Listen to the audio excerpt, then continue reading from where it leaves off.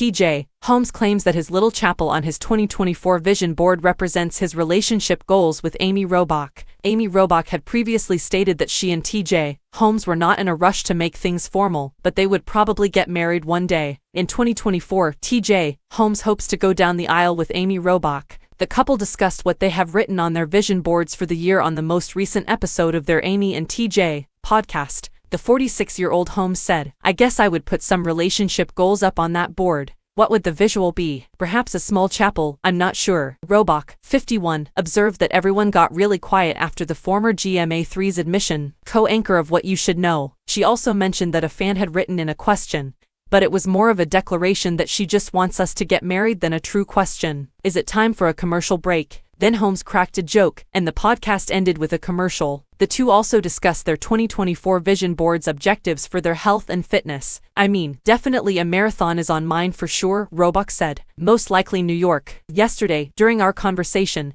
we discussed the prospect of going to Chicago. "I definitely want to visit London one day, but I've missed the boat this year because it's in April. I have a vision board with that. And I just think just better," she went on. "I simply strive to be a better mother, a better person, and an improved eater all the time. However, I believe that a marathon would be the only one I could post there." Holmes said, "I think Chicago might go up on the board today for me to pull off," indicating that he would definitely run the Chicago Marathon. Chicago and New York are roughly a month apart in terms of timing for those two marathons. "I believe I have that on my board right now." Following their reflection on their alcohol consumption on the show earlier this year, he also talked about extending dry January, noting, "I feel great about dry January. I've gotten into a longer routine of cutting back on drinking than I probably ever had in years prior, so that is actually great," the speaker said. "I didn't realize it would have been. Sabine stays on my vision board," he said, adding that he is genuinely attempting to encourage her to start running. "I'm picking up some New Balance running shoes before I go today." While some people might have been surprised to learn that Robach was getting married, he had previously revealed in a December podcast episode that it was under consideration. "We didn't start this relationship to have fun or to see what would happen," she clarified at the time.